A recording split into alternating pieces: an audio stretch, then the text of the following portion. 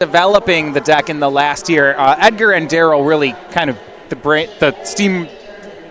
minds behind a lot of these innovations that we've seen. Yeah, Edgar has had a lot of success on the Grand Prix circuit with the deck, and Daryl has really just been changing a whole lot of things about the deck. Last week we saw him actually the first, kind of taking this white splash out for a test run, making it all the way to the top 4 of the online Modern Challenge. Yeah, so these innovations, it's being heavy on Celestia Sanctuary and white cards, the Trinket Mage package in the main, adding Sky Shroud Ranger to the main. These are some significant upgrades, and it's carried their team to the top 8. Yeah, absolutely. This is sort of a deck that we've been seeing it for years now, and it was a little stagnant right after Summer Bloom got banned, but the last year or so, people really put some work in it, and as we can see here, they're being rewarded for putting that kind of work in. Yeah, Trinket Mage has felt like it made the difference.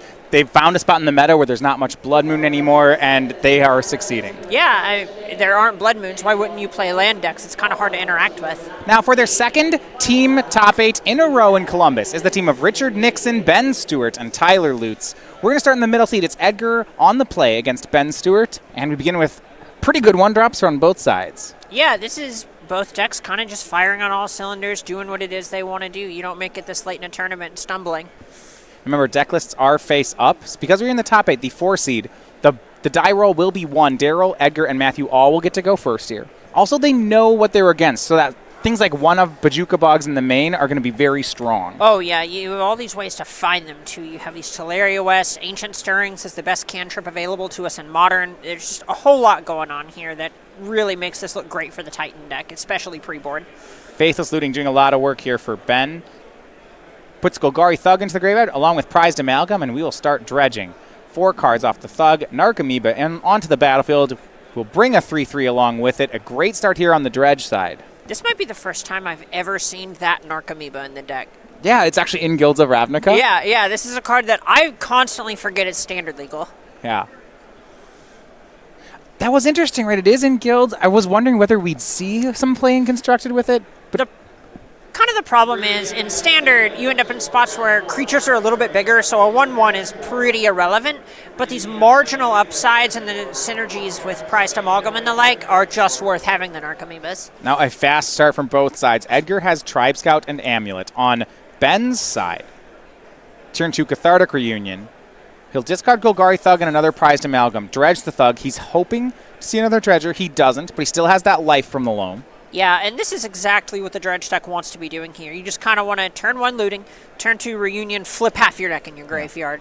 Well, he'll flip 7 cards. The third draw is going to come naturally off the top of the deck because he did run out of Dredgers here. You're the math guy. Is 7 more or less than half of his deck? Ooh, that's inequalities again. We've been on those all day. I know. You help me so much with them, and I appreciate you. When I draw my opening hand, and if I put it next to my library, the library is taller.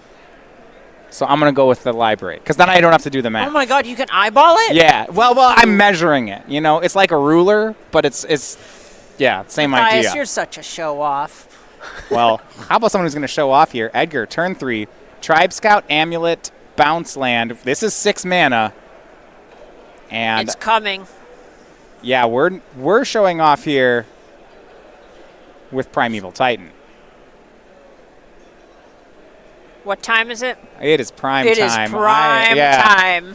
6/6 onto the battlefield. This is, in this kind of matchup, game 1 with so little interaction, we're just going to see the straightforward line. That's getting Boros Garrison, Slayer's Stronghold. He'll pick up a land. They untap due to Amulet of Vigor, give the Titan haste, +2/+0, attacks in, and he gets 2 more lands. Oh, yeah, hard to imagine. This isn't kind of the point where you go, maybe I want this Bojuka Bog. Yeah. I'm going to H you.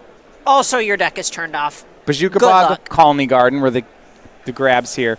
And because he knows the matchup, he's just not concerned about Primeval Titan dying. You know, he didn't get a Teleria West. This is going to be good enough next turn. Yeah, exactly. And if you're just kind of getting this Colony Garden to shore up any weaknesses that you might have in this spot. Hits Stewart down to 10, Walking Ballista for 1. Next turn, he'll be able to get Sun home. That's going to be enough trampling power that between it and Slayer Stronghold, he should be able to get through just about any amount of blockers. Right. This is an incredibly commanding position for Edgar. Just Primeval Titan, getting to untap with it, getting to attack with it, all in the same turn. You're just going to, even if he were to survive, Edgar just gets more lands. And Ben Stewart picks up the cards. The Bojuka Bog meant he had to take another natural draw here. And our first result is on the board. That's Magalhaes 1-0. Yeah, and right there, we also kind of saw the other thing. We focused a lot on the Bajoka Bogs in our pregame discussion, but the Amulet Titan deck is just a little bit faster as well. So, one thing about the white build, I do want to talk some about sideboarding from Amulet Titan, because this deck, you mentioned the Modern Challenge was the first main big event with it from Daryl Ayers. That was last week. It has some different sideboarding options. The main reason they switched to white cards is Path to Exile. They have a play set of them in the sideboard. Now, that is only okay here, if he even wants it at all. Yeah, for the most part, Edgar kind of just wants to be doing what he was doing game one. You might be looking into some other sideboard options in the vein of Grafdigger's Cage or Surgical Extraction, something to that effect. But outside of those things, we kind of just saw that fundamentally their deck is a little bit faster, and they already have this Bajoka Bog, which is kind of a main deck hate card in a lot of ways. So, honestly, why would you spend that many so many of your sideboard slots when you already feel pretty good about the matchup? All right. Yeah, these are both proactive decks. Out of the board, they have a couple ways to interact. So the Amulet deck, the concession to this matchup is their one copy of Termod's Crypt. It's a 0, so you can transmute for it. It's an artifact, so you can Stirrings for it. By adding 1, they get access to it in a lot of their games. Yeah, don't forget, Trinket Mage finds it. And with the Trinket Mage package, this can be in their hand basically every game. Yeah, that's kind of the beauty of these kinds of cards when you play all these tutors. If we look at 3 Wests, all of the Trinket Mages that they have, the Ancient Stirrings, they only have one, quote, real copy, but they basically, in terms of being able to find it, it's like they have 10 copies of Tormod's Crypt in their deck. Yeah, so I'm pretty into that card, and I don't know that Edgar boards anything else. Yeah, past that, I'm just not really that interested in anything else that's going here. Maybe you want to try to Spell Pierce a Cathartic Reunion or something? That was exactly it. On the draw, there's some appeal to doing that, right? Because if it turn 2 Cathartic Reunion and Dredge is the faster deck, the difficulty is turn 1 blue mana sources out of Amulet Titan are hard to come by. Yeah, you're basically looking at Gemstone Mine. And that's it. Yep. Oh yeah, there's a little bit of silence there after I said Gemstone Mine, because that is it. Right. What are you going to do, cavern out a Spell Pierce? Not exactly. On the play, you get things like Teleria Wests to make this a much more reasonable thing. Yeah, otherwise you kind of just have to accept that Cathartic Reunion is going to be happening, and your plan shouldn't be how do I stop Cathartic Reunion, it's how do I win in spite of Cathartic Reunion, and that's where we're going to be looking at Tormod's Crypt and Bajoka Bog to kind of clean up there. Taking a look at Ben's sideboard, he has Assassin's Trophies, Nature's Claims, 2 Thoughtseize, Lightning Axe, Ancient Grudge, Leyline of the Void. Again, these are reactive cards that may or may not play in a game. Yeah, we're really not excited about most of these options. If you have a read on any of the hard graveyard removal, your Leylines or Rest in Pieces with the Selesnya Sanctuary, maybe you're thinking that that's kind of what's going on here. You might be interested in Nature's Claim. Thoughtseize and Assassin's Trophy are kind of the biggest things that you're going to be looking at because they can break up some synergies, and Assassin's Trophy is actually kind of fine, even just tagging a land to make it worth 1 less mana on the following turn. And then Thoughtseize can take the payoff card. So Thoughtseize seems fine. Assassin's Trophy is an interesting one. Normally I don't like spot removal against Amulet, but it can hit bounce lands, which isn't nothing. Exactly, and especially when you see Edgar with a card like Azusa, you have this trick where sometimes you just play the same bounce land 3 times in 1 turn. Right. That's not going to be possible. Either you can tag the Azusa, you can tag the bounce land. You have some play here, and you can even just tag an Amulet of Vigor. Well, all the Game 1 results are in, and this matchup, Dredge and Amulet Titan, it looks to be the difficult one for their team. Both Nixon and Stewart picking up losses in Game 1. Now, it wasn't a full sweep. Tyler Lutes actually did get the first game with humans, but a comeback's going to have to happen for their team to move on in what looks like a difficult situation. Yeah, and that's fairly expected from the human side. You don't change the colors of your deck and add 4 of the same card to the board if you think the matchup's winnable otherwise. We really think we need these Path to Exiles to beat the creature decks, and without them in the main deck, humans is going to take the first game. Yeah. So I actually want to talk about this change from a Gruul Turf deck to a Selesnya Sanctuary deck. So when we looked at the red builds, ones that we saw a month ago even, they were on removal out of the sideboard, but it was much more cards like Abrade. They're pretty heavy on that. Now, moving from Abrade to Path to Exile goes from 2 to 1, but also gives something different here. What matchups do you think are trying to be improved? So the thing that I actually really, really like about this change is that Abrade, neither of its modes are very good at what they do. 2 mana Shatter, not great. 2 mana 3-something, not great, kind of mopey.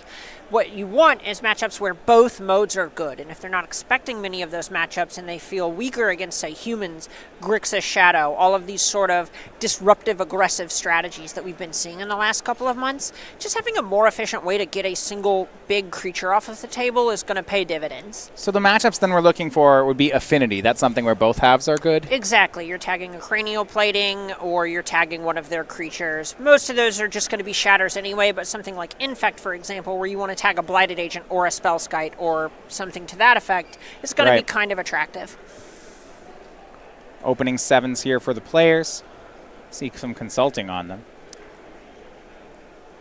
Definitely seeing a sort of, well, if you're sure, look from Daryl. Yeah. Stewart starting off here. Now, Stewart's hand last game wasn't actually weak. It just didn't interact with Edgar's. Exactly, and some of the dredges didn't really come up in his favor. There's a joke, you got to play all these red cards to make your deck work, but other than Conflagrate, you really don't want to flip any of them over with your dredges. We'll see if Stewart can put something more together. He'll start with a Thoughtseize here, and on Edgar's hand, yikes. We'll get a look. It is 5 lands, a Tribe Scout, and an Amulet of Vigor. Do you see what that second land from the top is? It is a Teleria West. I believe that's a Bujoka Bog. Second from the top.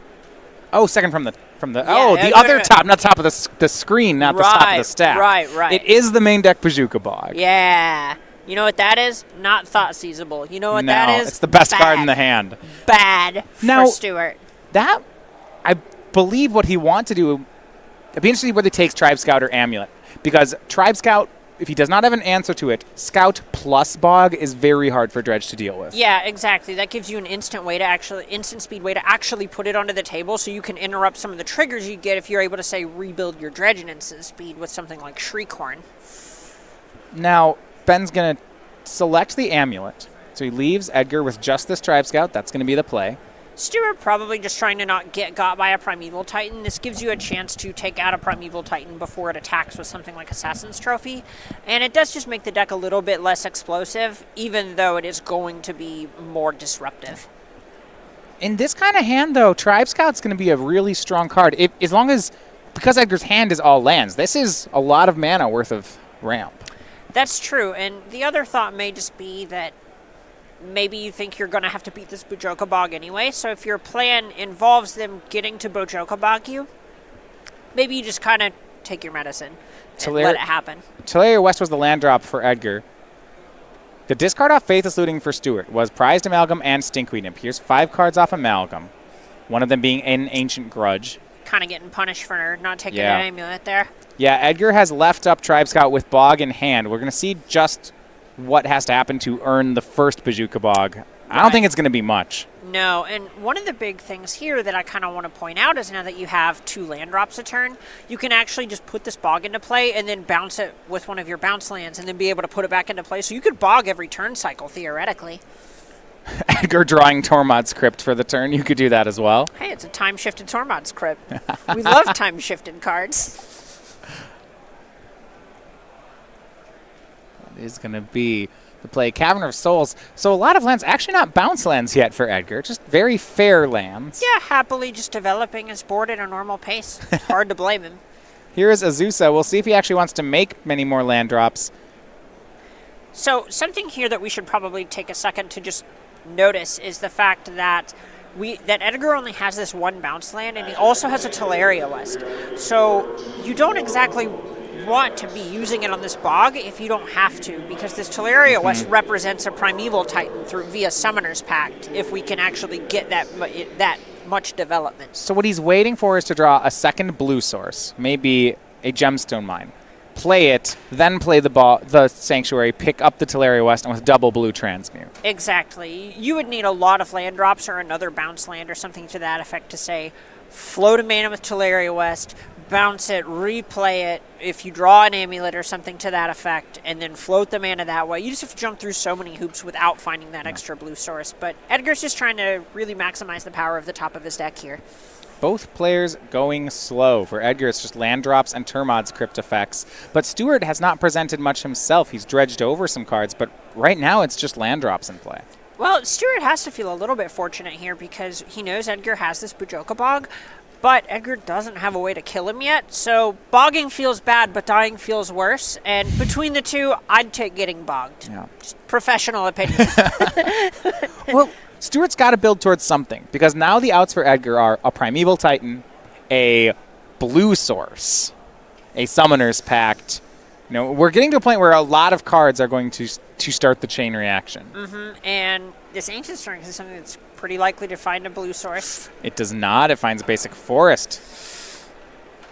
And yeah, Edgar has best play here is just to attack in with Azusa. That was a pretty big miss. Maybe the kill con is the Azusa we cast along the way. Well, Ben is at 15. Hey, give it Okay, a minute. okay. Give it a minute. Give it a Slayer's Stronghold, and then it's a 5-turn clock. Several minutes. No, we don't have a white source yet. And the red source makes him gain a life. So it's going nice and slow. Look, that is true. That is true. Back to Ben Stewart we go. And he's just doing this half dredge thing where he doesn't want to dredge too many cards or he'll get crypted. Now, he actually has Ancient Grudge, right? He could force the Termod's Crypt here. This is likely going to force some action here. A Narc Amoeba, a Creeping Chill would bring There back we the go. prized amalgams. Yeah, Edgar's seen enough here. He's willing to just kind of...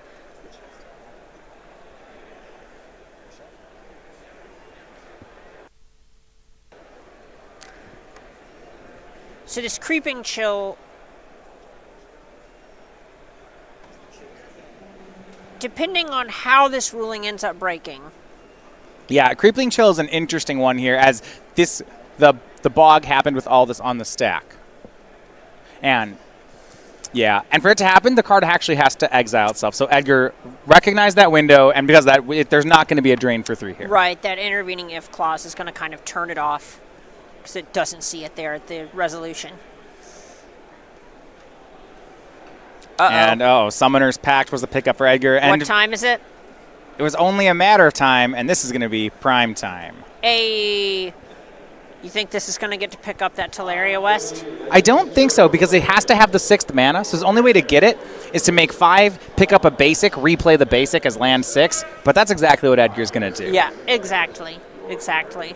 And there's so many lands he wants to pick up here that the Titan actually just gets 2 bounce lands so that he can pick up all of these. Oh, yeah, you just pick up a couple freebies, replay your land, kind of go about your business. He still has this bog up. Right, he has the bog up with the Tribe Scout, and you see how Edgar's prioritizing that? He didn't give the Titan haste, he didn't get red-white lands, he actually just got 2 lands, attacked for 1, and figures that Tribe Scout plus bog is the safest thing he can do. Yeah, it's not like Dilks is making any, or excuse me, Stewart is making any kind of headway here. Mm-hmm. And also, that Teleria West he picked up, he specifically got 2 Simic Growth Chambers as his bounce lands, Yep. so that if this happens, like an Assassin's Trophy, he can just go get another Titan and start again. Yep, so he's going to have to pay for this pact. Right. But it's not like Stewart can really do a whole lot under this bog. Yeah, there's not enough mana to make the Titan next turn, right? 4 for the Pact, 3 for the Transmute, 6 for the Titan. Oh, you know, that's too... we don't even have enough fingers to count that one. If we draw a bounce land with Azusa, we probably could do it. I believe we could do it if we draw exactly a bounce land or an amulet. Well, an amulet, everything's possible. Who knows? Who really One knows? bounce land and then makes approximately 100 mana on this board. Give or take. Yeah. Give or take. Transmute floating 1 for Summoner's Pact. So here's 4 mana. So a line I possibly would have liked to see last turn is rather than bouncing the forest, bouncing one of the Simic Growth Chambers with itself. That way, assuming the Azusa lives, you just get 6 mana that way. Well, he doesn't have Amulet of Vigor. That's true. He did not have the amulet yet. But those lines where bounce lands picking up themselves if you want one in hand are nice lines. Yeah, exactly. It's just another way that you can kind of reuse these bog effects over and over and over and over.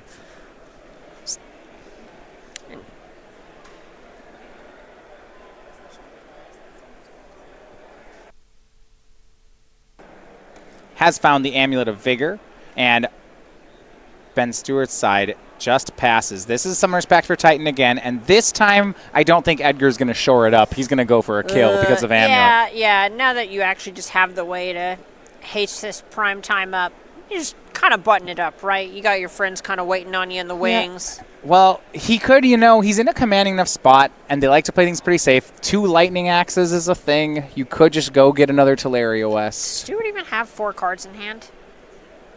Theoretically, yeah, I guess he could have the second Assassin's Trophy here. Yeah, Why rush?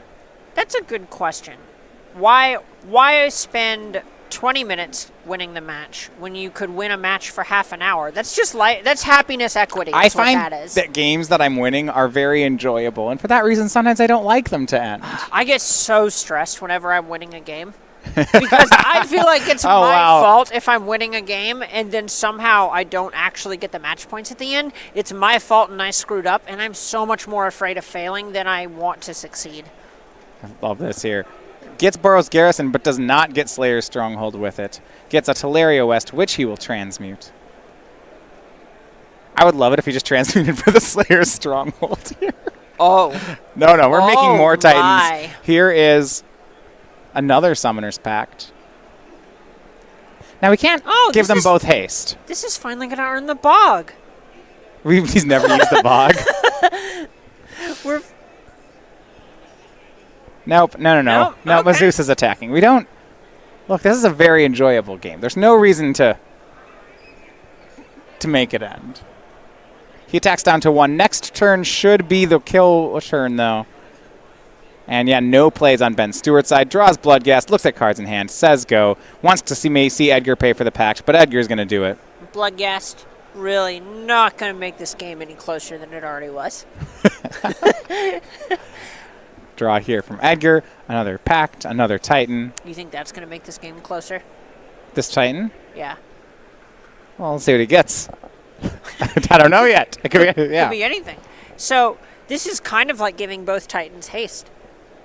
Right? Well, you can give both Titans haste. You can get Bounce Land, Slayer's Stronghold, pick up the Slayers, replay it as your land for the turn, and give them both haste. But he'll just... Waiting a turn is just the natural form of haste. Yeah, that's the slow haste. Yeah, haste is just not affected by summoning sickness, right? Slow haste is waiting for the untap. That does not look like a Primeval Titan affected by summoning sickness, I'll tell you that much. And and we're going to get all the lands out of the deck. 4 more lands into play. Here's a Colony Garden token. Double strike. Here's some counters on the Gemstone Mine. And Ben's going to play this one out. What do we have? 2 mana. To Edgar's credit, it appears that Ben did have the Assassin's Trophy. Right. And Edgar will double strike the other Titan, and that's going to do it. 2-0. Edgar Magalhaes is the winner over Ben Stewart. Which means that's the 4th game win for Team Amulet Titan. We're getting close. Right. So that 4 losses games is as many as you can give away in a round, which means for teammates Richard Nixon and Tyler Lutes, they are both going to have to take those matches. Yeah, and looking down there, it looks like Daryl's taken a little bit longer to wrap things up, so it's entirely possible that maybe something different is going on in that Dredge matchup, or we'll actually be able to get a chance to peek in and see how it is Dredge can kind of shore it up a little bit. Or see, Edgar had 15 lands to play, not to be outdone. Daryl's just going even wider. Oh yeah, those two are kind of trying to one up each other the entire tournament to see who the true Amulet Master is. Well, Daryl has dropped a game. Let's head down to the feature match. It's Daryl Ayers and Richard Nixon. A game with Dredge happened. Does that make Daryl an amulature? I'm just saying. That one got closer. Daryl going to be in the play for the 3rd game. All right. Okay.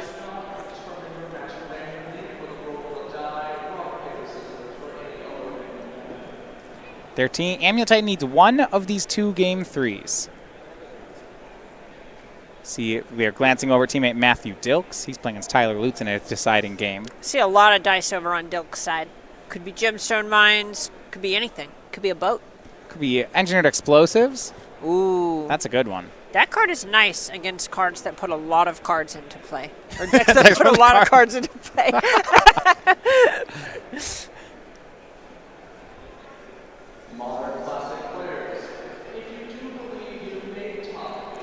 more than likely the way that Dredge tends to win this matchup is that Dredge is actually secretly an aggro deck in a lot of ways. It feels like a combo deck, but the goal of the deck is just have all these kind of 0-mana Lightning Helixes and Creeping Chill, and then just develop all these Bloodghast and Prize Amalgams way ahead of schedule. It's a combo deck, but the combo finishes is that it makes creatures. Yeah, exactly. Right? And it doesn't even, if we're being honest, saying, I have a combo deck, and you go, what does it do? And it goes, well, it makes up to 4 Centaur Coursers and up to 4 Grizzly Bears. You're just like, oh, what turn? And what? 4, Yeah.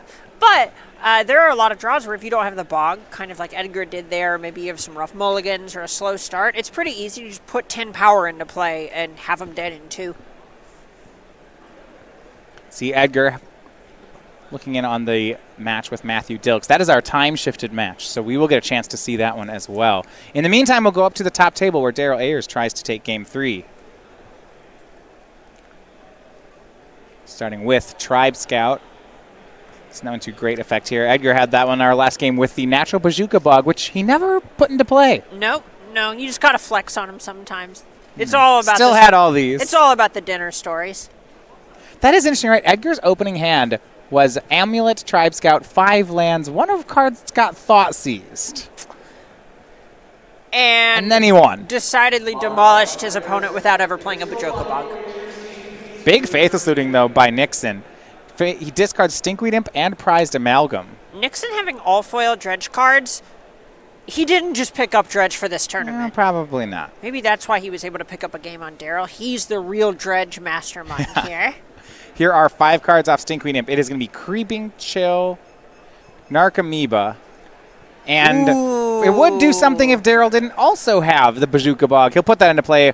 No 1/1, no 3/3, and no Drain for 3. That's a big swing. No one ever sees the unexpected Bajoka Bog coming. And now Cathartic Reunion being spell pierced. I like this one-upping that's going on. This is nuts.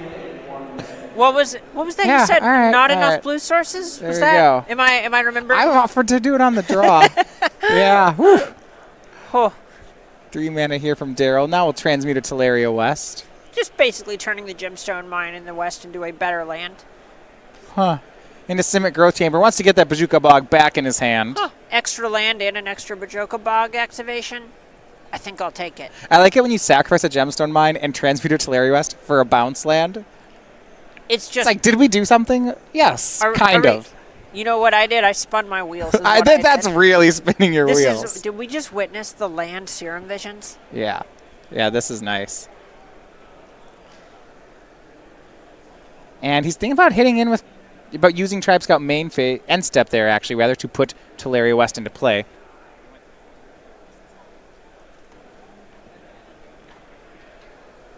Nixon a little bit afraid to kind of just develop into this Bajoka Bog The that bog's he knows there. about now. I love it when the one-ofs and you just have them in your opener. Yeah, it's pretty rough where if you just play scared like this the whole time, Ayers just doesn't have a reason to do the Bog. We saw it with Edgar a moment ago where Edgar just had that the whole game.